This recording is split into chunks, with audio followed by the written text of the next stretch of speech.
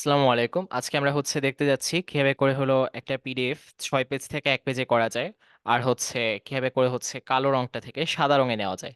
তো এখন first of all আমাদের কালো রং থেকে সাদা রঙে নিতে হবে, এরপর 6 পেজ 1 পেজে, মানে 1 পেজের ভিতরে 6টা স্লাইড আটানো এটা।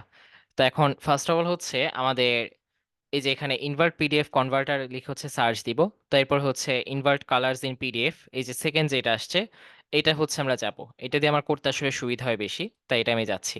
তো যাওয়ার পরে চুজ ফাইলস, তো এটার পর যে কোনো একটা র্যান্ডম ফাইল নিতে হবে। তো একটা র্যান্ডম ফাইল আমি নিলাম। নেওয়ার পর এটা আসুক, আসার পরে আবার কথা বলতেছি। তো এটার পর আমাদের এখানে ডাউনলোডে চাপ দিতে হবে। তো চাপ দেওয়ার পর পুরো জিনিসটা চলে আসবে।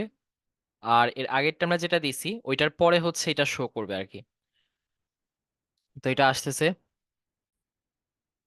ওকে, তাইলে আমাদের এখন ডাউনলোড করা শেষ। এখন আমি খুলে দেখি কেমন আসছে। এই যে একদম সাদা হয়ে গেছে।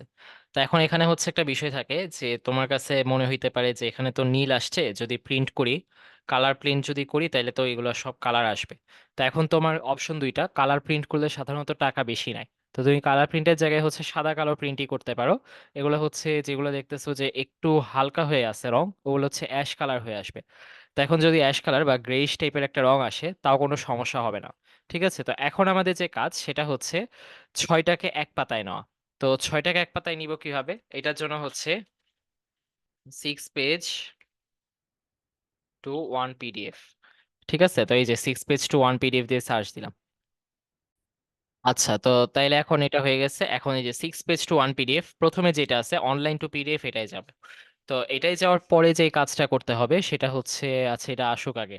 হ্যাঁ, তারপর সিলেক্ট ফাইলস, তো যে ফাইলটা আমি মাত্র ডাউনলোড করলাম, এই যে এইটা, এই ফাইলটা আমি নিছি। এই যে সাদা কালো করছি যেটা, এটা আমি ওপেন করতেছি এখানে। তো এটা আমাদের ওপেন হয়ে গেল। ওপেন হওয়ার পরে আমাদের লেআউটটা সিলেক্ট করতে হবে। তো এখানে ডিফল্ট লেআউটটা একটাই 4 পেজ নেওয়া, মানে 4টা স্লাইড একটা পেজে থাকবে। তো এভাবে করেও নেওয়া যেতে পারে। তো এভাবে দেখা যায় যে এভাবে নিলে আমাদের যে সমস্যাটা হয় সেটা যদি অনেক বড় ইয়ে করি আমরা, তাহলে দেখা যায় পেজ সংখ্যা বেশি লাগে। তো 1 পেজে 6টা বা 1 পেজে 8টা নিলে ওই পেজ সংখ্যা অনেকখানি কমে যায়। তো 1 পেজে 6টা নিতে পারি। তো 1 পেজে 6টা নিলে দেখা যায় যে অটোমেটিক ওরিয়েন্টেশন দেওয়া থাকে এখানে। এটা আমরা পোর্ট্রেট করে নিতে পারি। তো পোর্ট্রেট করে নিলে কি হবে, এই যে উপরে নিচে এভাবে নামবে। আর এভাবে নামলে মাঝখানে মাঝখানে গ্যাপগুলো একটু কম থাকবে। বাট যদি আমি ল্যান্ডস্কেপ নেই, ল্যান্ডস্কেপ নিলে দেখা যায় যে গ্যাপটা বেশি থাকে। এখন এরকম আমি আগেও করছিলাম, দেখাচ্ছি। আগে প্রথমে যেটা করছি ওইটা দেখাই। এটা ল্যান্ডস্কেপে, ল্যান্ডস্কেপে করলে মাঝখানে জায়গাটা বেশি থাকে। তো তাইলে এক্সট্রা যদি আমার কোনো কিছু নোট নেওয়ার দরকার হয় বা কোনো সূত্র যদি এখানে লিখে রাখতে চাই, ল্যান্ডস্কেপ মোডে সেটা সোজা বেশি আর কি। আর এখানে আউটার মার্জিনটা আমরা কমায় দিব, কমে এটা 2 মিলিমিটার করে দিলাম। তারপর ইনার মার্জিনটাও কমায় 2 মিলিমিটার করে দিলাম। তো এখন এটার পরে কনভার্টে চাপ দিব। এরপর কনভার্ট হবে। কনভার্ট হওয়া পর্যন্ত আমি একটু অপেক্ষা করি। ওকে, এই তো তাহলে আমাদের এটাও ডাউনলোড হয়ে গেছে। এখন এই যে এখানে এসে দেখো সবগুলা হইতেছে, এভাবে চলে আসছে। ঠিক আছে, 1 পেজে 6টা 6টা এই যেভাবে নিছি। আর এখন অনেকে ভাবতে পারো যে এটা কি আসলে প্রিন্ট করার পরে ঠিক মতো আসবে। তো প্রিন্ট করলে তারপর দেখবা যে তোমার এটা কিন্তু আসলে ঠিকঠাকই আসবে। আর একটা সমস্যা আমি যে স্লাইডটা থেকে করছি না, ওইখানে কিছু জিনিস ছিল কালোর মধ্যে সাদা।